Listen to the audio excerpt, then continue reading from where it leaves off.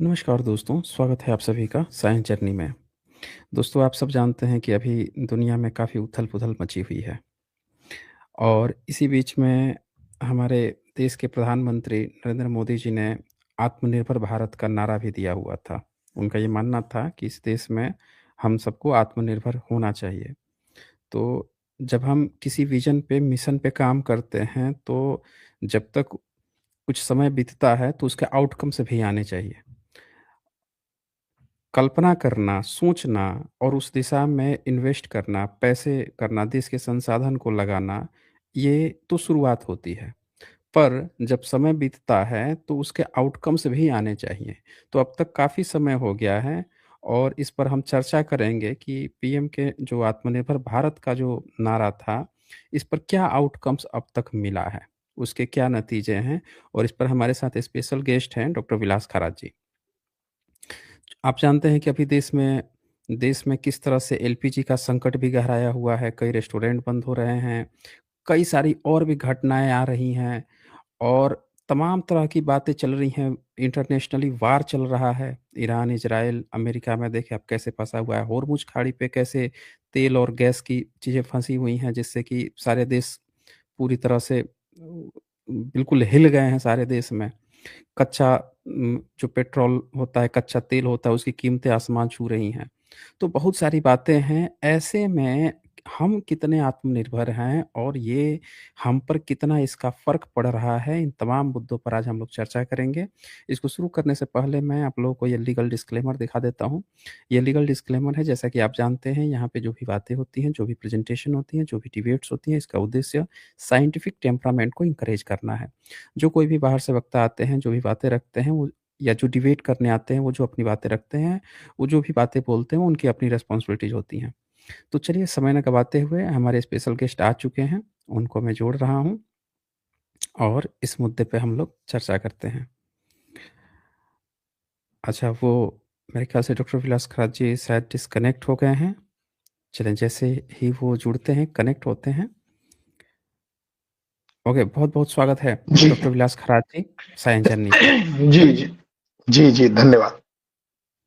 जी, मेरा सबसे पहला आपसे ये प्रश्न है कि प्रधानमंत्री नरेंद्र मोदी जी ने आत्मनिर्भर भारत का नारा दिया था। तो ये नारा दिया, इस पर काफ़ी चीज़ें इन्वेस्ट हुई हैं, संसाधन इन्वेस्ट हुए हैं, पैसे इन्वेस्ट हुए हैं। क्या लगता है कि इसके पीछे असली मकसद क्या था? कितना आउटकम्स हम लोगों को अब तक मिल पाया है इसका? जी।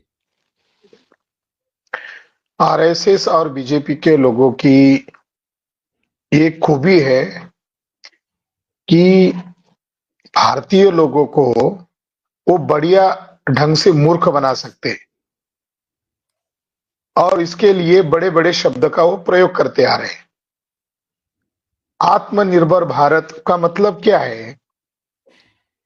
यानी हम कुछ भी नहीं करेंगे और हम बातें करते रहेंगे और आप लोगों को संतुष्ट होना है।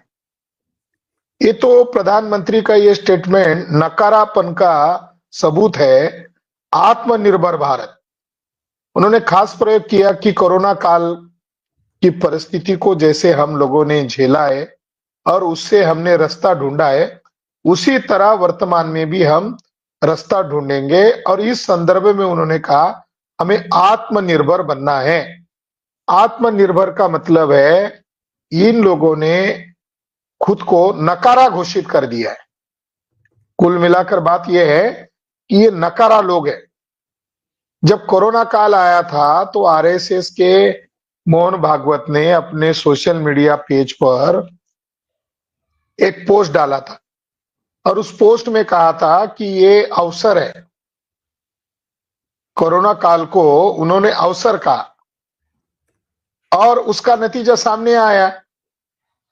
क्या नतीजा सामने आया कि सारे लोगों को घरों में ठुसा दिया गया और राम मंदिर बनाने का मार्ग उन्होंने उस लॉकडाउन में कोरोना काल में उन्होंने किया।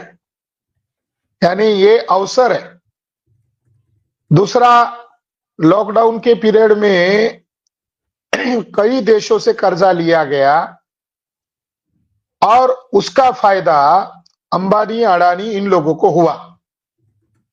यानी भारत संकट काल में था और भारतीय जनता को रोजगार नहीं था, लोग पैदल पैदल अलग अलग राज्यों से गुजर रहे थे। कई लोग तो एक जगह तो ट्रेन के नीचे टमाटर की तरह कुचल कर मार दिए गए, मगर इनको उन्होंने अवसर कहा। ये तो ये आत्मनिर्भर है क्या? देश को बेचना आत्मनिर्भरता है क्या? और जो प्रधानमंत्री खुद अमेरिका के सामने सरेंडर हो गया है, वो कौन सी आत्मनिर्भरता की बात कर रहा है? जी जी। हाँ, प्रधानमंत्री ने आत्मनिर्भर जब भारत कहा तो उसमें एक बात और कही थी कि जो गवर्नमेंट नौकरियां हैं, सरकारी नौकरियां हैं, उसको ये देखा गया पैटर्न कि उसको कम किया गया और निजीकरण को भी बढ़ावा दिया गया।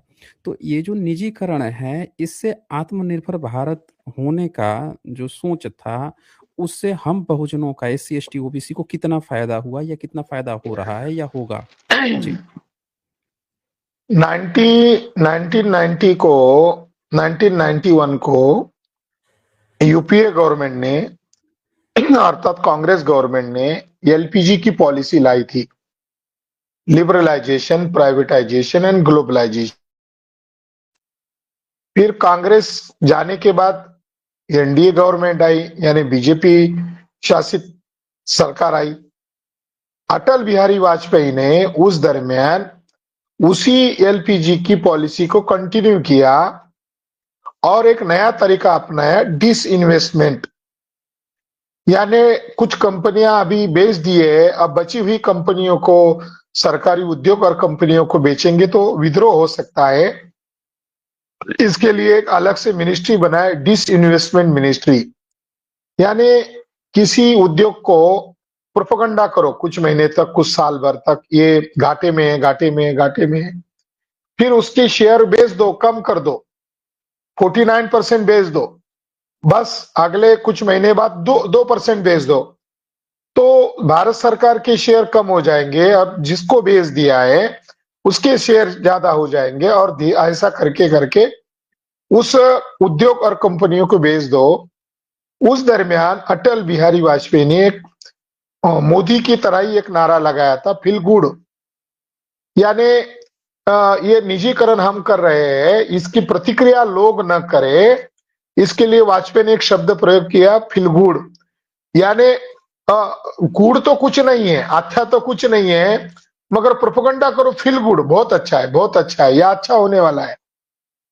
तो निजीकरण के माध्यम से आज 35 साल हो चुके हैं, सारे सरकारी उद्योग और कंपनियों को प्राइवेटाइजेशन के द्वारा बेच दिया गया। ये बहुत बड़ा संकट है एससी, एसटी, ओबीसी के ऊपर। 1990 में 3.5 लाख करोड़ रुपए भारत सरकार पर कब्जा था। इसके लिए कुछ उद्योग और कंपनियों को बेचने का प्रस्ताव लाया। हमारे लोग जल्दी देशभक्त बन जाते, हमारे लोगों ने अनुमति दे दिया, और वाजपेयी के कार्यकाल तक बहुत सारे उद्योग और कंपनियों को बेच दिया, जिसमें टेलीकॉम सेक्टर था, एमटीएनएल था, बीएसएनएल था, भेल था। ये जो सरकारी उद्योग और कंपनियां थी, उनको बेचने का काम वाजपेयी गवर्नमेंट तक बड़े पैमाने पर किया गया। नरेंद्र मोदी 2014 से 2024 यानी 26 तक 12 साल हो गए, तो 2013 तक कांग्रेस के कार्यकाल तक भारत की उद्योग कंपनियों को बेच बेचकर देश को बर्बाद कर दिया, और भारत के ऊपर कर्जा हो गया था 56 लाख करोड़ रुपए। 2023 तक भारत के ऊपर कर्जा घटने की बजाय बढ़ गया, और कितना बढ़ गया, तो भारत लगभग 261 लाख करोड़ रुपए। तो ये है सच्चाई। एससी, एसटी, ओबीसी का तो नुकसान हो ही गया है। उनके रोजगार, उनके सरकारी उद्योग कंपनियों में जो उनकी लोक संख्या के अनुपात जो हिस्सेदारी मिलना चाहिए था, वो प्राइवेटाइजेशन के कारण नहीं मिल रही है। मगर जो सरकार अपने आप को राष्ट्रवादी कहने में, देशभक्त कहने में अगुवाई करती है, वो लोग देशद्रोही निकले हैं।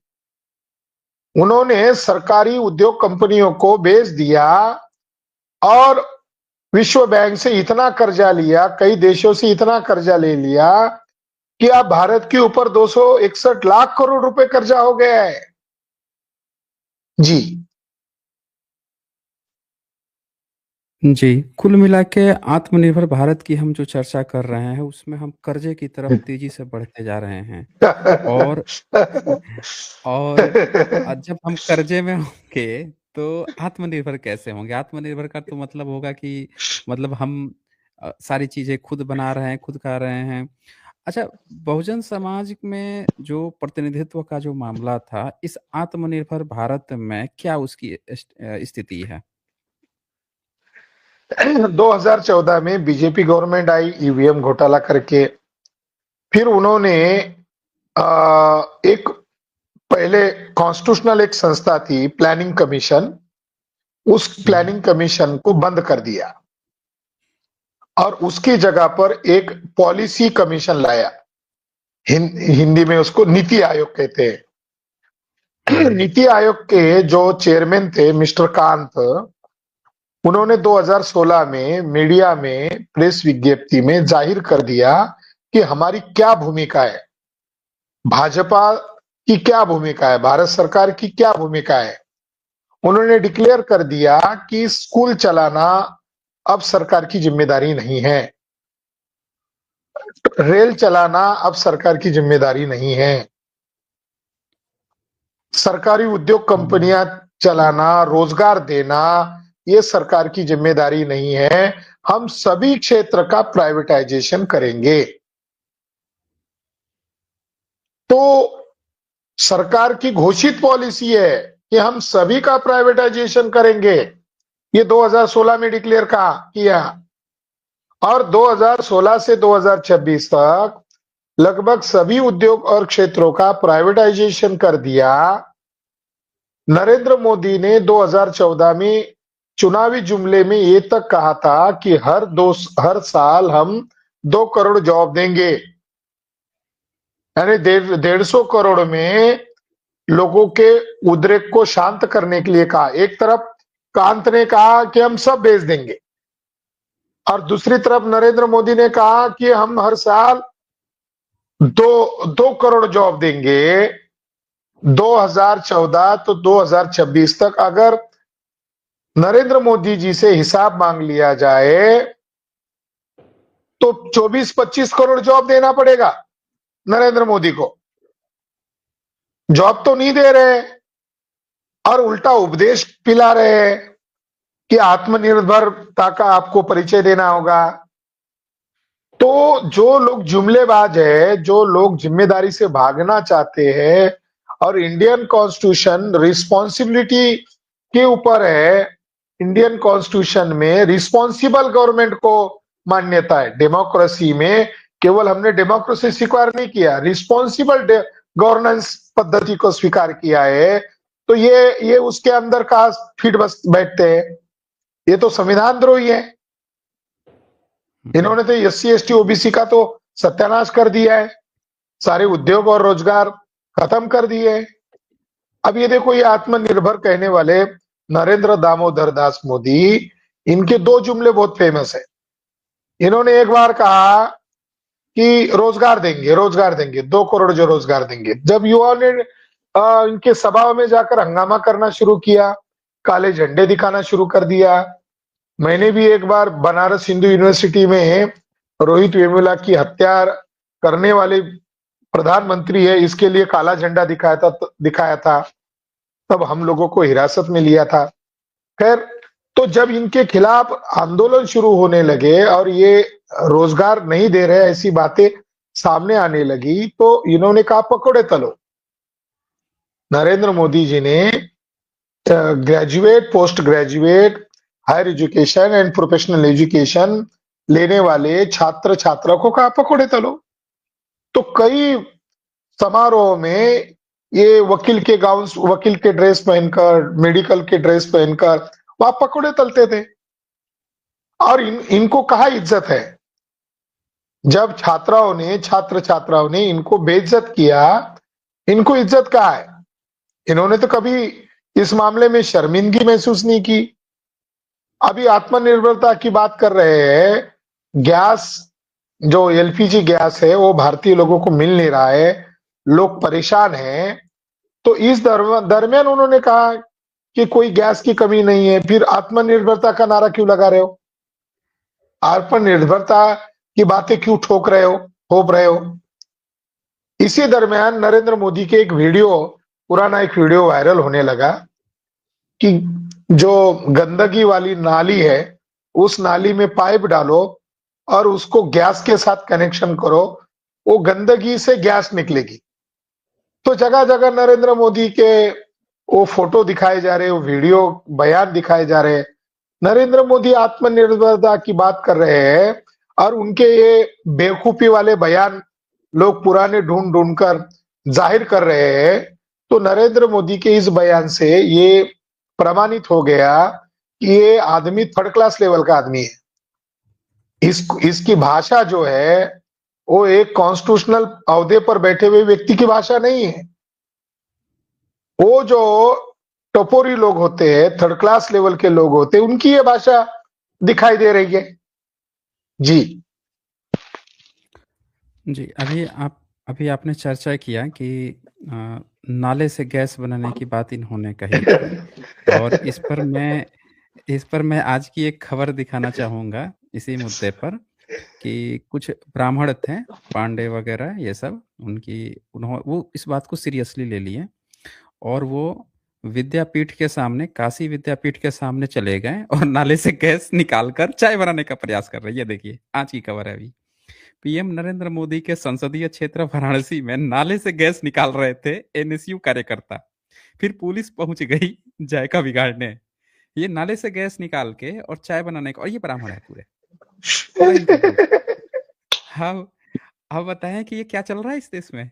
ये जागरण का ये न्यूज है ये। ये और देखिए, ये पीएम मोदी के क्षेत्र में विश्व में नाले से भारत गैस निकाल रहे हैं। आत्मनिर्भर भारत हो रहा है। हम्म। मजाक बना दिया। बल्कि बल्कि पुलिस को रोकना नहीं चाहिए था, पुलिस को कहना चाहिए था, हाँ भाई प्रधानमंत्री आप जवाब दो। मीडिया वालों को वहां पहुंचना चाहिए था। हम्म। तो ये चल रहा है इस देश में। खैर, हम बात कर रहे हैं आत्मनिर्भर भारत की और एलपीजी मुद्दों पर भी बात कर रहे हैं। असल में जब हम आत्मनिर्भरता की बात करते हैं, और हमेशा हमने देखा है कि अमेरिका ईरान में तनातनी रहती है, तो हम कितने आत्मनिर्भर थे कि अभी युद्ध के 14 दिन भी लड़ाई, 12 दिन, 10 दिन की भी लड़ाई नहीं हुई थी, एक हफ्ते की भी नहीं लड़ाई हुई थी, तभी एलपीजी के लिए पूरे भारत में हाहाकार मच गया। रेस्टोरेंट बंद हो रहे हैं, खबर आ रही है कि 21 दिन से पहले आप नहीं बुक कर सकते। 1-2 दिन बीता नहीं कि फिर खबर आती है कि 25 दिन से पहले आप नहीं बुक कर सकते हैं। और उसके बाद देखा जा रहा है आधे-आधे किलोमीटर लोग लाइन लगाए पड़े हुए हैं, सुबह से ही लाइन लगाए पड़े हुए हैं और फिर उसमें कई लोगों को हार्ट अटैक आ रही है। तो ये हम कितने आत्मनिर्भर हुए हैं। जी। नरेंद्र मोदी जी ने जब बड़ा आक्रोश हो रहा था लॉकडाउन में, तो नरेंद्र मोदी ने कहा थाली बजाओ। देखो कितना गजब का भारत का प्रधानमंत्री, हमारे डेमोक्रेसी के इतिहास में कितना नकारा प्रधानमंत्री है, बल्कि कितना नालायक व्यक्ति है कि वो जनता के साथ, संसद के साथ, भारतीय नागरिकों के साथ, राष्ट्र के साथ, भारत के संविधान के साथ रिस्पॉन्सिबल है, जवाबदेही है। वो जवाबदेही का सिद्धांत छोड़ के लोगों को कह रहा है ताली बजाओ और कहो गो कोरोना, ताली बजाओ और कहो गो कोरोना, दिए जलाओ। और उसके लिए कुछ दलाल किस्म के हीरोइंस को भी इस्तेमाल किया। और वो जो ये हमेशा से रहा है, राजनीतिक लोग इन हीरोइन की पॉपुलैरिटी का फायदा उठाते हैं और उनको भी पहले थाली थाली बजाने के लिए कहा। बीच में रामदास आठवले ने भी थाली बजाया, गो कोरोना कहा। तो बेचारे रामदास आठवले को 3 बार राज्यसभा का सीट मिला, मगर आम लोगों को क्या मिला? आम लोगों की जान ली गई। उत्तर प्रदेश की लाशें बिहार में बहकर गई। कोरोना कार्यकाल में उत्तर प्रदेश का सरकारी आंकड़ा आज भी पब्लिश नहीं है, कितने लोग मारे गए, कितने लोग मरे। उनकी लाशें गंगा से बहते बहते वहां बिहार तक पहुंची। कुत्ते लाश नोच रहे थे। तो क्या ये आत्मनिर्भर भारत है क्या? ये तो भारत के लोगों को विद्रोह न करे इसके लिए ये जुमला है, या विद्रोह को कुंद करने का, विद्रोह को दबाने का ये साजिश वाला शब्द है। आत्मनिर्भर भारत आत्मनिर्भर तब बनेगा जब भारतीय लोगों का शासन सत्ता में नियंत्रण होगा। ये ब्राह्मण विदेशी है और अल्पसंख्य है। अल्पसंख्य विदेशी ब्राह्मणों का शासन सत्ता पर नियंत्रण होने से ही ये दुख, गरीबी, दरिद्रता, कुपोषण और हर तरह का शोषण हो रहा है। जी।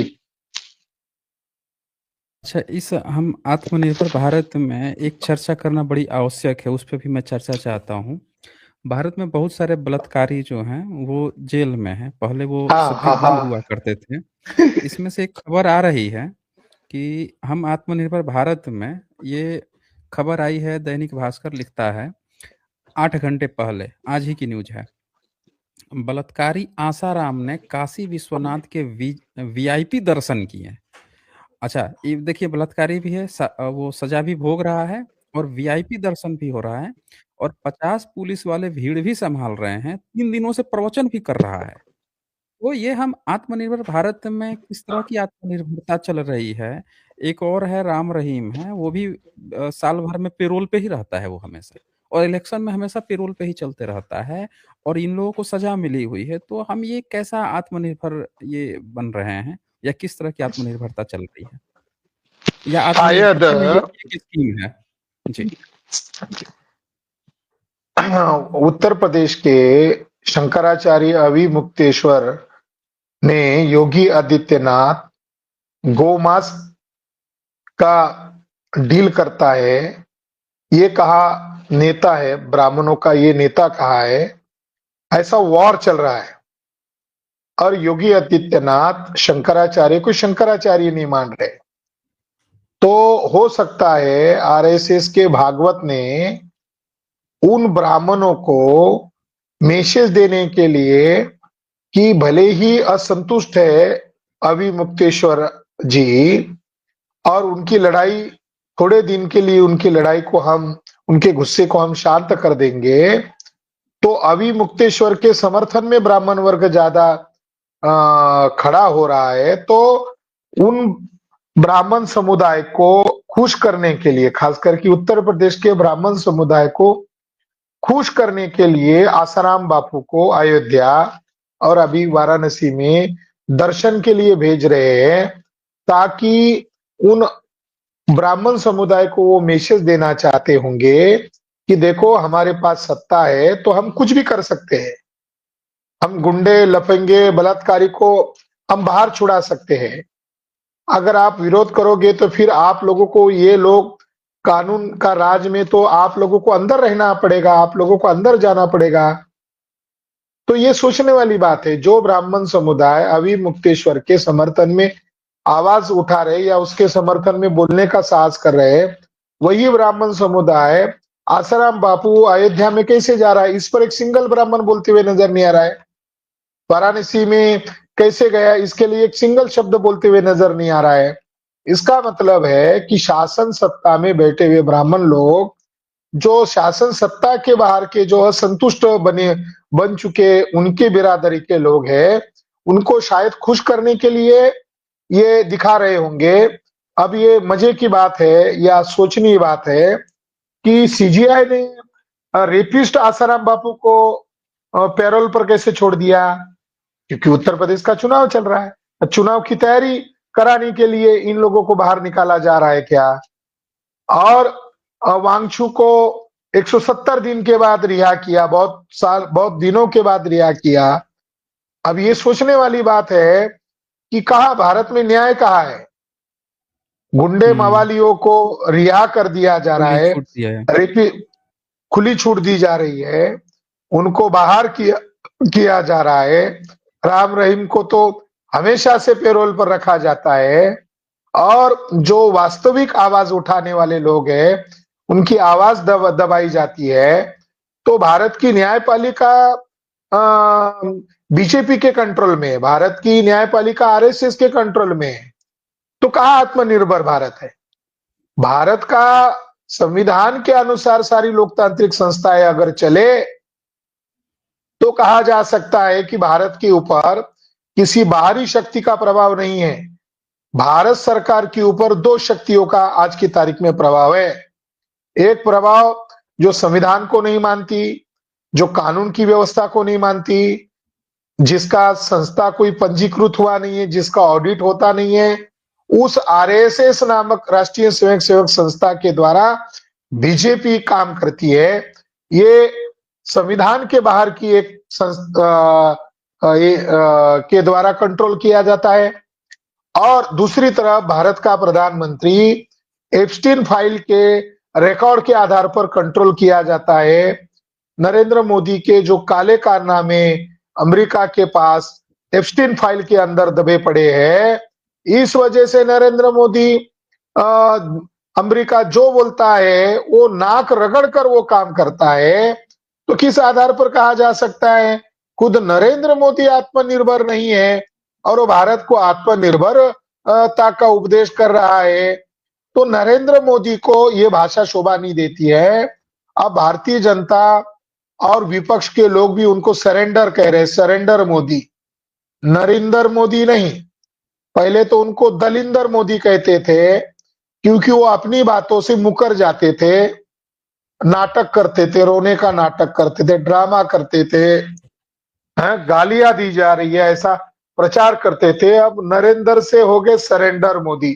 तो उनको आत्मनिर्भरता की भाषा शोभा नहीं देती है। जो सरेंडर है उसके कारण देश को भुगतना पड़ रहा है। ये जो लाइन में कतार में आकर खड़ा होना, महंगाई बढ़ना, लोगों को रोजगार, छोटे छोटे मध्यम रोजगार बंद करने पड़ रही है, फैक्ट्रियां बंद करनी पड़ रही है, मेसेज बंद करनी पड़ रही है, छात्रों की समस्याएं हो रही है, छोटे मध्यम होटल्स बंद किए जा रहे हैं।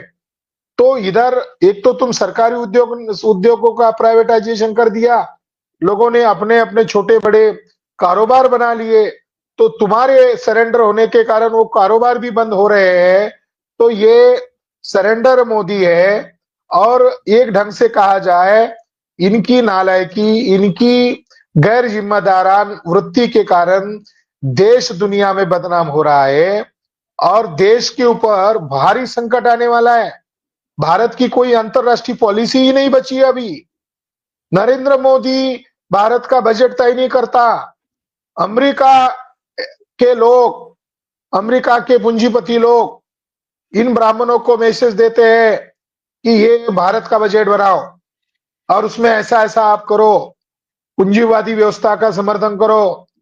तो भारत की कॉन्स्टिट्यूशन के खिलाफ जाकर बजट बनाया गया इस वर्ष का, और अमेरिका के लोगों के इशारे पर बनाया गया। तो किस आधार पर कहा जा सकता है कि यह आत्मनिर्भर भारत की बात कर रहा है? इसने तो देश को गुलाम कर दिया है। देशद्रोही है नरेंद्र मोदी। डॉक्टर विलास खराज जी, एक खबर बड़ी वायरल चल रही है, इस पर भी चर्चा होनी चाहिए। ये खबर आई है यूएससीआईआरएफ की, और ये लिखते हैं कि फाइंडिंग्स में नीचे यहाँ पे लिखा हुआ है, in 2024 religious freedom condition in India continue to deteriorate as attacks and discrimination against religious minorities continue to rise.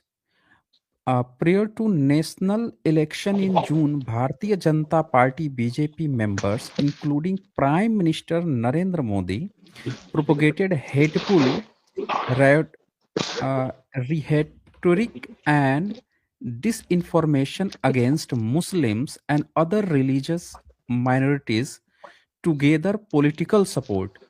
तो यहाँ पे हमारे देश के प्रधानमंत्री पे आरोप लग रहा है, पूरे पार्टी पे आरोप लग रहा है।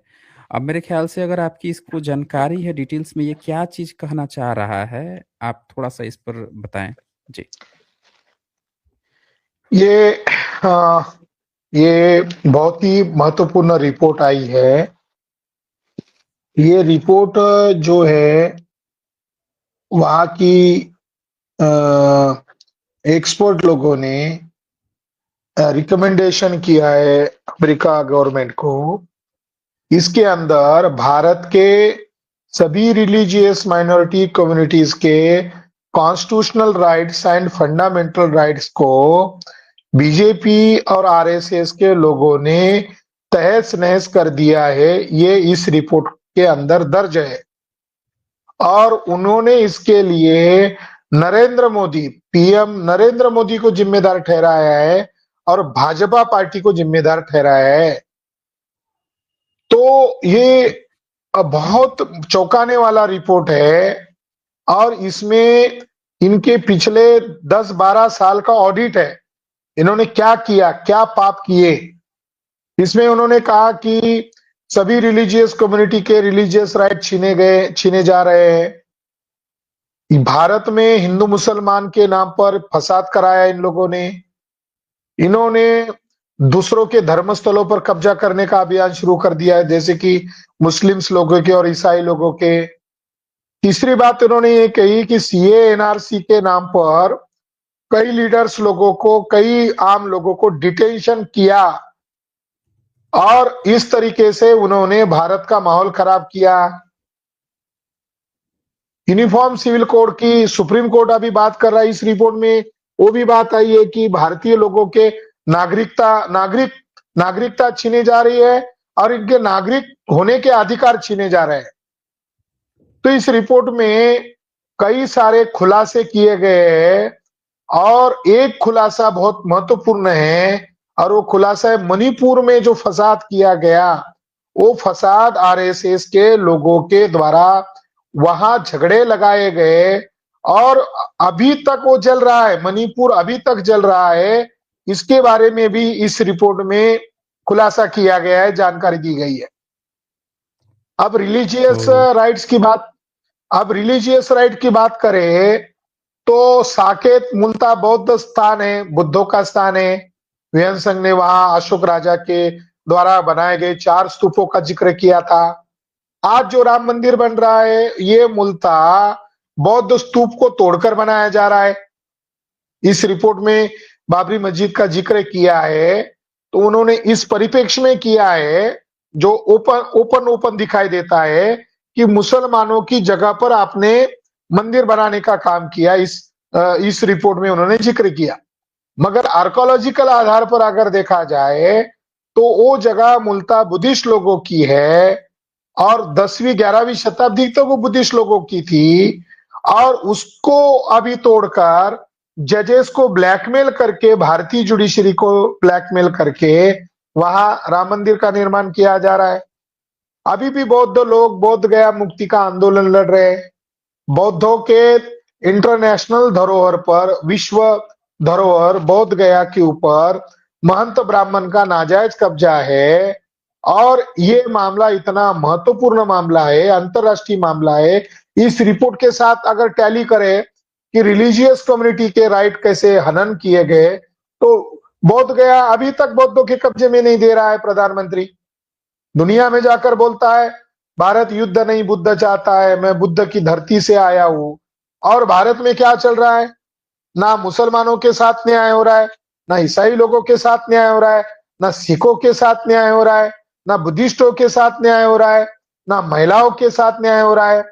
यहाँ रेप और गैंग रेप का भी जिक्र किया है। महिलाओं के साथ कितना उत्पीड़न भारत में बढ़ रहा है। कई सारी हेट स्पीचेस का उन्होंने दाखिला दिया है। यहाँ नितेश राणे और कोई जैन है, इनका हवाला देते हुए कहा कि महाराष्ट्र में इन लोगों के द्वारा फसाद करवाने की साजिश बीजेपी के द्वारा की गई। इस रिपोर्ट में उत्तर प्रदेश के भी क्राइम के कई सारे हवाले दिए हैं कि उत्तर प्रदेश में भी योगी सरकार के द्वारा या उत्तर प्रदेश सरकार के द्वारा हेट स्पीचेस अभियान दिए गए और उससे उत्तर प्रदेश में भी कई सारा जाति उत्पीड़न और मुसलमानों का शोषण दमन हो रहा है। ये सारी बातें इस रिपोर्ट में आने से अब मीडिया में केवल ये चर्चा हो रही है कि आरएसएस को बैन लगाया जाना चाहिए। इसके आधार और तथ्य वहां के एक्सपर्ट लोगों ने इस रिपोर्ट के माध्यम से अमेरिका गवर्नमेंट को दी है। तो संभावना ये है कि अमेरिका आरएसएस को या आरएसएस की शाखाओं को अमेरिका में बैन करेगी, 100% बैन करेगी। मगर इंडिया में कौन बैन करेगा? इंडिया में बैन करने के लिए भारत में बड़ा जन आंदोलन खड़ा करना पड़ेगा। इंडिया में ये इस रिपोर्ट से केवल आरएसएस का ये जो शैतानी चेहरा है ये सामने नहीं आया है, बल्कि आरएसएस बीजेपी के माध्यम से ये सारा कुकृत्य करवा रही है। ये जो शैतानी खेल है, ये खेल करवाने वाला जो काम है ये भाजपा के माध्यम से किया जा रहा है और इसमें नरेंद्र मोदी को खास करके दोषी माना गया है। और नरेंद्र मोदी देश का प्रधानमंत्री होने के नाते वो देश की संसद और देश की जनता और देश की कॉन्स्टिट्यूशन के साथ जिम्मेदार रिस्पॉन्सिबल ठहरने की बजाय वो एक अनकॉन्स्टिट्यूशनल संस्था के साथ रिस्पॉन्सिबल है और उनके इशारे पर ये बात कर रहा है। ये इस रिपोर्ट में बात कही गई है। मगर इस रिपोर्ट में और एक चौंकाने वाली बात की गई है जो बहुत महत्वपूर्ण है। उन्होंने कहा है कि भारत सरकार के साथ आने वाली जो संधि होगी, भारत सरकार के साथ जो आने अलग अलग मुद्दों पर, अलग अलग विषयों पर जो करार होंगे, वैश्विक समझौते होंगे, संधि होगी, उसमें यह शर्त रखी जाएगी कि भारत के रिलीजियस कम्युनिटी के साथ अगर वो गलत व्यवहार करेंगे तो उसको उस संधि का, उस करार का, उस समझौते का उल्लंघन माना जाएगा और उसके लिए भारत को दोषी माना जाएगा। ये बात उसके अंदर स्पेशली हाईलाइट की गई है। तो कुल मिला के प्रधानमंत्री पे ही आरोप है, यानी कि कहीं न कहीं ये जिन लोगों ने भी ये सर्वे किया है या जिन लोगों ने भी ये पूरा डिकेड का जो डेटा बनाया है, उसमें ये तथ्य मिल रहे हैं। तो क्या यही कारण है कि बोध गया पे बौद्धों को भी न्याय नहीं मिल रहा है? जबकि प्रधानमंत्री तो पूरे देश-विदेश में हर जगह बुद्ध की बात करते हैं, युद्ध नहीं बुद्ध चाहिए। हुँ। भारत में तो युद्ध करवा रहे अलग अलग कम्युनिटी के अंदर, अलग अलग समुदाय के अंदर, अलग अलग कम्युनिटी के अंदर युद्ध करवा रहे हैं और इनको और ये ब्राह्मणवाद थोप रहे हैं। अभी देखो यूजीसी, ये यूजीसी कानून की तरफ, यूजीसी आत्मनिर्भर भारत की बातें करने वाला प्रधानमंत्री, यूजीसी को लागू करना उनके ऊपर बंधनकारक हो गया। तो आरएसएस की सलाह उनको मिली कि आपको तो अभी नंगा होना पड़ेगा एससी एसटी ओबीसी के बीच में। तो उन्होंने कहा कि आप जुडिशरी के पास जाओ, जुडिशरी में आरएसएस माइंडेड जजेस है, जिनको बीजेपी चला रही है उन्हीं को, वो जजेस को भी आरएसएस के लोग चला रहे हैं थर्ड पार्टी के तौर पर। उन्होंने उनको सीजेआई को आदेश दिया कि तुम इसको रोक लगाओ और सीजेआई ने ये कहकर आरोप लगाया कि यूजीसी कानून को अगर लागू कर देंगे तो भारत में विभाजन होगा। मतलब क्या भारत का सर न्यायाधीश ये कहना चाहता है मनुस्मृति लागू करने से भारत में शांतता आएगी? वो जो एक्सपर्ट लोगों ने जो रिकमेंडेशन किए उसमें ईडब्ल्यूएस के नाम पर जो ब्राह्मण क्षत्रिय वैश्य है उनके भी समर्थन में है, जो अपाहिज लड़के लड़कियां है उनके भी समर्थन में है, महिलाओं के समर्थन में है। शिक्षा संस्थाओं को शिक्षा संस्था रखना चाहिए, न कि उसको जातिवाद के अड्डे बनाने चाहिए। अब यूजीसी को लागू नहीं कर रहे हैं, कितनी बड़ी साजिश हो रही है। और ये प्रधानमंत्री आत्मनिर्भरता की बात कर रहे हैं। अभी कल 17 मार्च को भारत की राजधानी जंतर मंतर पर विशाल आंदोलन होने वाला है यूजीसी कानून को लागू करने के संदर्भ में, क्योंकि 19 तारीख दी है सुप्रीम कोर्ट ने इसके बारे में फैसला देने के लिए। अब हम चाहते हैं कि फैसला लागू करने के समर्थन में हो, मगर आप देखेंगे अगर वो लोग, अगर ब्राह्मणवादी लोग यूजीसी के कानून को अगर लागू नहीं करते हैं तो फिर न्यायपालिका के खिलाफ लोग सड़क पर उतरेंगे या उतरना होगा, क्योंकि न्यायपालिका इंडिपेंडेंट काम नहीं कर रही है, न्यायपालिका दबाव में रहकर काम कर रही है। और दबाव करने वाले लोग कौन है? तो एक प्रशांत भूषण, एक प्रसिद्ध वकील है, जाने माने वकील है, उनका यह आरोप है कि जजेस को पैसे देकर उनको जजमेंट देने के लिए कहा जाता है, या जजेस ऐसे होते हैं जो आरएसएस बीजेपी के प्रभाव वाले होते हैं। तो प्रशांत भूषण जी ने तो खुले तौर पर नाम लेकर कहा उन जजेस लोगों का कि आरएसएस बीजेपी के प्रायोजित लोग हैं। तो कहा आत्मनिर्भर भारत है।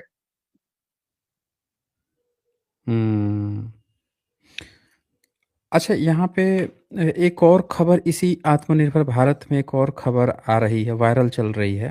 हालांकि मुझे लगता है कि ये शायद 2 या 3 साल पुरानी खबर है, पर ये एक बड़ी वायरल चल रही है कि स्कूल में पानी नहीं पी सकते हैं 92% दलित बच्चे। और मध्य प्रदेश के 10 जिलों के अध्ययन में सामने आई हकीकत। तो हम कितने आत्मनिर्भर हो रहे हैं कि अब सिर्फ अभी ये 10 जिलों का डेटा है कि 10 जिलों का ही डेटा निकाला गया, तो 92% दलित बच्चे स्कूल में पानी नहीं पी सकते हैं। तो सवाल है कि पूरे भारत में क्या हालात होंगे और हम किस आत्मनिर्भरता की तरफ बढ़ रहे हैं? क्या आत्मनिर्भरता में ये भी एक प्लान है कि किसी के भी शरीर पे मूत दो, या बच्चे को पानी नहीं स्कूल में पीने दो, मटका पीने पर वो कर दो? जी। उत्तर प्रदेश में इसी साल 27,500 स्कूल बंद कर दिया था। उत्तर प्रदेश में अब ये कौन सी आत्मनिर्भरता है? 27,500 स्कूल उत्तर प्रदेश के बंद करने का क्या मतलब है? अच्छा हुआ वहां विरोध हुआ, वहां आंदोलन किए गए, तब जाकर उनको वो ऑर्डर वापस लेना पड़ा, मगर उनको तो इस्तीफा दे देना चाहिए था। उत्तर प्रदेश क्राइम में नंबर 1 आ गया, नंबर 2 महाराष्ट्र आ गया। अब ये मध्य प्रदेश का आंकड़ा दिखा रहे, शायद ये तीसरे नंबर पर मध्य प्रदेश आ सकता है। तो पूर्ण रूप से शिक्षा विभाग लीजिए, शिक्षा विभाग प्राइवेटाइजेशन बड़े पैमाने पर चल रहा है। कई जगह अभी गौतम अडानी को महाराष्ट्र में स्कूल बेचने का कार्यक्रम शुरू हो गया है। जो अस्पताल है, सरकारी अस्पताल है, उन अस्पतालों को भी प्राइवेटाइजेशन किया जा रहा है, और आम गरीब लोगों का जो सहारा है वो सरकारी अस्पताल है। अगर सरकारी अस्पताल का और सरकारी विद्यालयों का अगर प्राइवेटाइजेशन हो गया तो उनको अनपढ़ ही रहना पड़ेगा, और मरीज अलग अलग बीमारी के ग्रस्त होकर उनको सड़कर तड़पकर मरने के लिए छोड़ दिया जा रहा है। तो ये कितना आत्मनिर्भरता का गुणगान गा रहे हैं? ये तो बर्बाद कर दिया है भारत को। जी, इसमें एक प्रश्न आ रहा है, इसे भी हम देख लेते हैं। संतोष जी कुमार यहाँ लिखते हैं, सीजेआई ने एनसीईआरटी की मामूली सी आलोचना पर एनसीईआरटी वालों को सस्पेंड और माफी मंगवा दिया। सच और न्यायिक चरित्र इनमें होता नहीं है और हम इनसे इंसाफ की उम्मीद करते हैं। एससी एसटी ओबीसी का जज होगा तभी हमें इंसाफ मिलेगा। जी, इस वाक्य को भी आप हाइलाइटेड करें कि इतने सारे मुद्दे अभी हैं सीजेआई के पास, लेकिन उसमें वो सॉल्व नहीं हो पा रहे हैं। लेकिन एनसीईआरटी ने जो भ्रष्टाचार की बात कर दी थी कि भाई न्यायालय में भी थोड़ा-सा भ्रष्टाचार है, तो माफ़ी मंगवा के वो पूरा हटवाया जा रहा है। ये क्या मतलब, ये कितना आत्मनिर्भरता है इसमें? मैं सभी दर्शकों को बताना चाहता हूँ कि हिस्टोरिकल मुद्दों पर जन जागृति करने का काम साइंस जर्नी रैशनल वर्ड कर रहा है, मगर साइंस जर्नी तुरंत चर्चा के लिए सामने आ रहा है। ये एक ढंग से हमारा एक अच्छा बहुजन हित करने वाला मीडिया है। इस मीडिया को ज्यादा से ज्यादा बढ़ाना चाहिए और ज्यादा से ज्यादा इसके मेंबर, सब्सक्राइबर और इसका प्रचार प्रसार होना चाहिए। आपने जो मुद्दा बताया, कारवान नामक एक मैगजीन है, जर्नल है, उसके अंदर यही सीजीआई के ऊपर कई सारे घपले के मामले, भ्रष्टाचार के मामले है, इसका एक बड़ा रिसर्च पेपर आया है। उसके बारे में कभी कभार इंटेलेक्चुअल लोगों में चर्चा होती है कि जो वर्तमान सीजीआई है, ये कोई दूध के धुले हुए जज नहीं है, बल्कि ये पूर्णतः बीजेपी माइंडेड है और इन ये वही काम करेंगे जो आरएसएस बीजेपी चाहता है। और जिन्होंने क्वेश्चन पूछा उनका कहना है कि एससी एसटी का कोई जज होना चाहिए। तो भूषण गवई एक जज सीजीआई बने थे भारत के जुडिशरी के इतिहास में, मगर उन्होंने क्या कर दिया, उनको कब नियुक्त किया, जब इन्होंने एससी एसटी के ऊपर क्रीमिलेयर लगाने की पक्ष रखा, तब ब्राह्मणों ने इनको इस शर्त के आधार पर सीजीआई बनाया।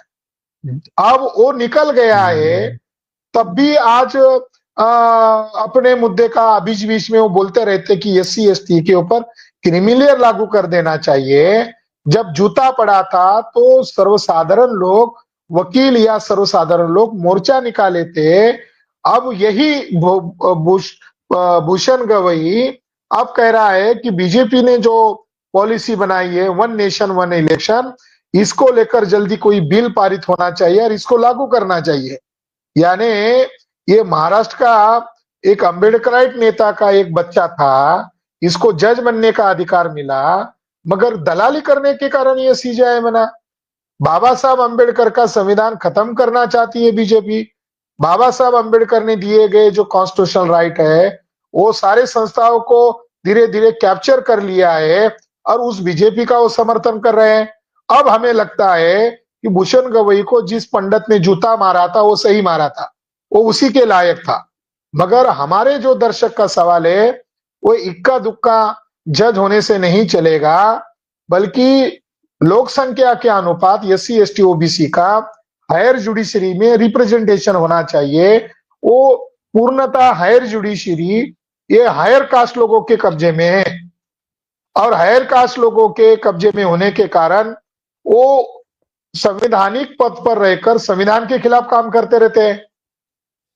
अभी हमारा केस चल रहा है सुप्रीम कोर्ट में महाबोधि का, उदाहरण के लिए केस पर तारीख पड़ रही है, हमने इंटरवेंशन दाखिल किया है, अभी तारीख पड़ रही है, उसका फैसला कब आएगा पता नहीं है।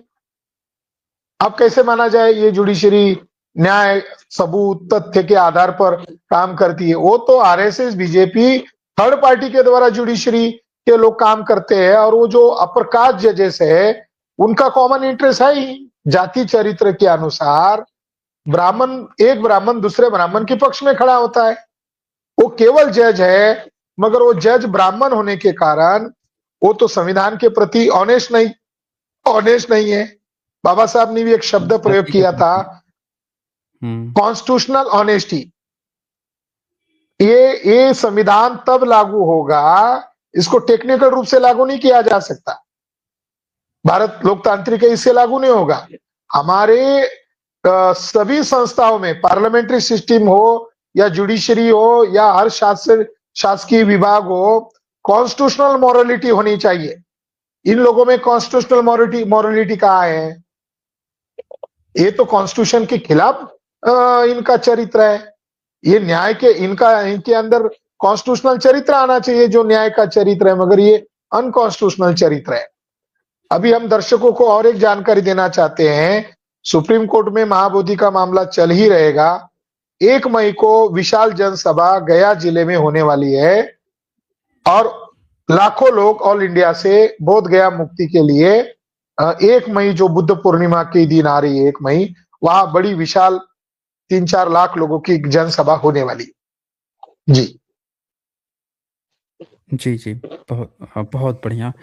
अच्छा, ये अभी आपने जो बता रहे थे कि महाबोधि महाविहार पे आप लोगों ने जो पिटीशन दाखिल किया हुआ है, उस पर तारीख पड़ रही है, लेकिन उसमें कुछ बातें लोग आगे नहीं बढ़ा रहे हैं। इसको थोड़ा और डिटेल से बताइए, क्या चल रहा है इसमें? जी। महाबोधि का मामला ये बहुत महत्वपूर्ण मामला है। ये आंदोलन पवित्र आंदोलन है। ये देश का ही आंदोलन नहीं, ये विश्व का आंदोलन है। ये विश्व की धरोहर को बचाने का मामला है।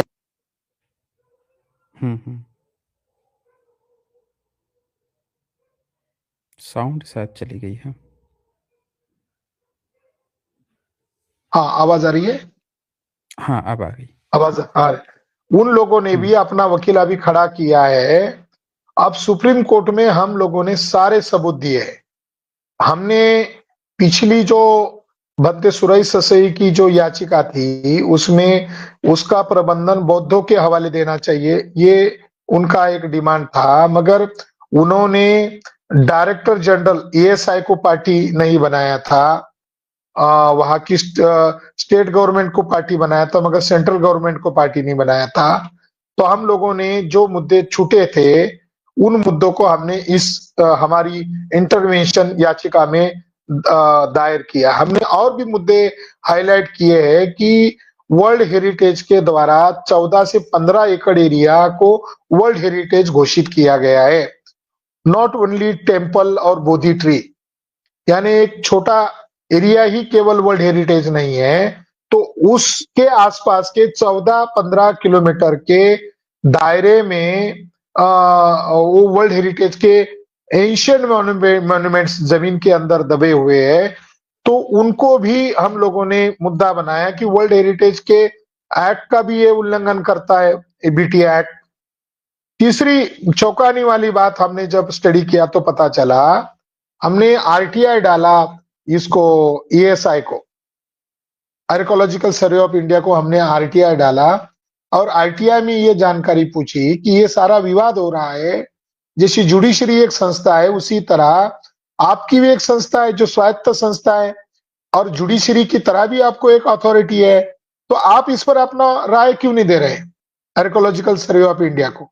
आरटीआई के जरिए से जानकारी मांगा तो भारतीय पुरातत्व सर्वेक्षण विभाग ने हमको लिखित में ये दिया कि हमारा ये जो वर्ल्ड हेरिटेज आप कह रहे हो बोध गया टेम्पल, इस पर शून्य अधिकार है। देखो कितनी आश्चर्यजनक बात है कि एएसआई ने हाथ खड़े कर दिए। यानी बीटी एक्ट जब बनाया तब उन्होंने प्लान करके आर्कोलॉजिकल सर्वे ऑफ इंडिया को वहां से हटा दिया। अब देखिए, वो जो महंत की कोठी है, वहां उस प्रीमाइसेस के अंदर ही आती है, महाबोधि टेम्पल के जस्ट लग कर ही है, कुछ मीटर अंतर पर है, 500 मीटर अंतर पर होगी। उस कोठी के अंदर 100-150 से ज्यादा बुद्ध मूर्तियां है, कई सारे बौद्ध अभिलेख है। अभी तक भारतीय पुरातत्व सर्वेक्षण विभाग ने उसको अपने कंट्रोल में नहीं लिया। इसका क्या मतलब है? इसका मतलब है कि भारत का सुप्रीम कोर्ट, भारत की हाई कोर्ट, भारत का भारतीय पुरातत्व विभाग, ये एक ये शून्य घोषित हो गए बीटी एक्ट के द्वारा। अगर बीटी एक्ट को निरस्त नहीं करेंगे तो महंत वहां से हटेगा नहीं। महंत वहां से हटना चाहिए, केवल बौद्धों का प्रबंधन बोध गया के ऊपर नहीं आना है, बल्कि वो एक्ट ही रद्द होना चाहिए और महंत को वहां से किक आउट करना चाहिए। और पूर्णतः वर्ल्ड हेरिटेज होने के कारण वहां एक्सकेवेशन होने चाहिए। बहुत सारी विरासत वहां जमीन के अंदर दबी पड़ी हुई है, सालों साल ये मामला पेंडिंग होने के कारण कई सारे मंदिर खड़े हो रहे हैं। बोध गया टेम्पल के बगल में ही 3 मंजिला जगन्नाथ टेम्पल बन गया, और उसका रिजल्ट क्या आया? आज वहां बड़े बड़े साउंड में वहां यज्ञ, होम हवन यज्ञ साउंड के द्वारा उधर उसका दिशा बोध गया टेम्पल की तरफ की जाती है, और बोध गया टेम्पल में जाने वाला रास्ता भी वही है और जगन्नाथ टेम्पल में जाने वाला रास्ता भी वही है। और इस वजह से वहां विवाद खड़ा हो रहा है। और आश्चर्यजनक बात यह है कि जो दान मिलता है दुनिया के बौद्ध राष्ट्रों द्वारा, उस दान में से अधिकतर पैसा वहां पिंडदान करने के लिए बीटीएमसी के द्वारा किया जाता है मैनेजमेंट। तो ब्राह्मणवाद को बढ़ावा देने का काम बौद्ध देशों से पैसा लेकर बौद्ध धर्म की धरोहर पर ये पोंगा पंडित का खेल किया जाता है, इससे बड़ा अपमान क्या हो सकता है? और वहां हुँ, ब्राह्मणों ने 3 मंजिला टेम्पल बनाया, और वो पैसा कहां से आया?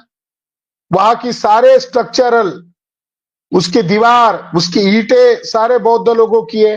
वो महाबोधि महाविहार के स्ट्रक्चर है। और वो मंदिर खड़ा होने के कारण 2013 में वहां बम ब्लास्ट हुआ।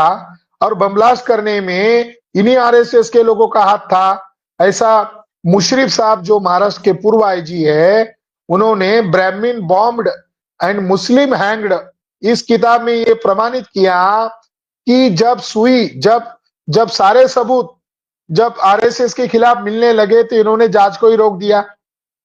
इंद्रेश कुमार वहां क्यों जाता है, जिसके ऊपर 22 जगह बम ब्लास्ट के आरोप है, वो इंद्रेश कुमार बौद्ध धरोहर पर क्यों जाता है और वहां जाकर वो नारा लगाता है ये शिव मंदिर है, तो उसको बीटीएमसी के लोग उसके समर्थन में क्यों खड़े होते हैं।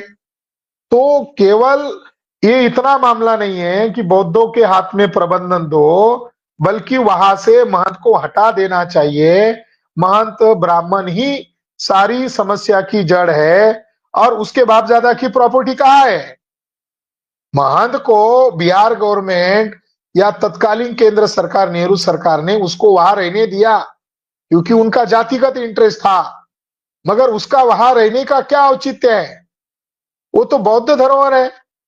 ब्राह्मणों के धर्म ग्रंथ में मगध प्रांत को किकट प्रांत कहा है, यानी असुरों का प्रांत, जीव जंतुओं का प्रांत, अपवित्र प्रांत कहा है। महाभारत बोध गया को अपवित्र प्रांत कहता है बौद्ध धर्म होने के कारण। तो वो ब्राह्मण वहां क्यों कब्जा कर रहे हैं। अरे कम से कम अपने धर्म ग्रंथ की तो बात को मानो जी। जी, जी। बहुत अच्छी जानकारी दी आज आपने डॉक्टर उल्लास खरात जी, और इसी के साथ ही आज हम नहीं, इसको वाइंड अप करेंगे। एक आखिरी मुद्दा है। हाँ, हाँ, दो बोलिए, मिनट में इसको ज़रूर। हम वाइंड अप करना चाहते हैं। जी, जी, वो ज़रूर। मुद्दा है कि एचवीपी लसीकरण का मुद्दा।